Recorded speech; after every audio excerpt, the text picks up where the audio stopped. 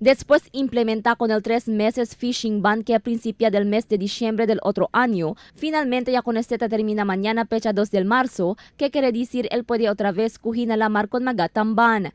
Según con el Assistant Regional Director del BIFAR Isidro Velayo, adentro de 3 meses prohibición na kuhida de tamban, tiene según reports ya recibí la agencia que tiene algún pescador ta viola con el fishing ban. Por eso ya dobla también según el BIFAR con di ilabishada na lamar na koordinasyon con el Philippine Coast Guard. Por medio según del seaborne operations y surveillance, usando patrol craft del BIFAR, ya puede conducir regular monitoring na mar. Merong mga sightings, merong mga encroachments na nangyayari sa kanilang mga areas. No? And then we try to address this by sending our conducting seaborne operations. Meron tayong floating assets, nakakonduct regularly. Meron tayong dalawang malalaki, yung aming MCS, Monitoring Control Surveillance craft, manned by Philippine Coast Guards as well as BIFAR personnel. Según con Velayo, después termina el fishing ban, esperanza también que elvire otra vez la operación del más o menos 14 megafactory de sardinas y producto en la tauna ciudad.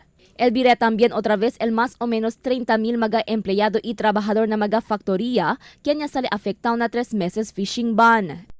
For the canning factories, ang estimate nila is about 30,000 directly doon sa canning factories. Pero on the other hand, since nag-pick up, dumami ang ating catch, these canning factories were also able to have enough inventory.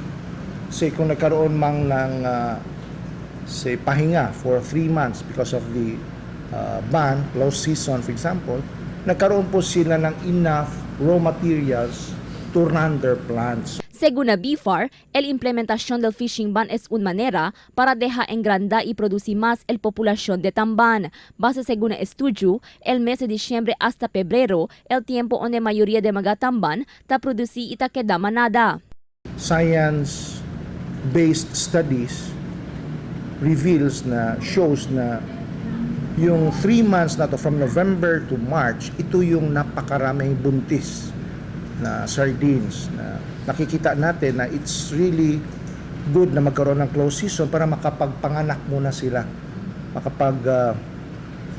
sila ng kanilang mga itlog para ma-replenish, para ma-sustain ang ating sardines resources sa area. El fishing ban según o el prohibisyon na kuhida de tamban, manera para preservar con tamban que ta usa para producir sardinas y produkto enlatado. Si hindi según implementa con el fishing ban, peligro según menor el población de tamban y no hay más cosa puede cosechar na años que viene.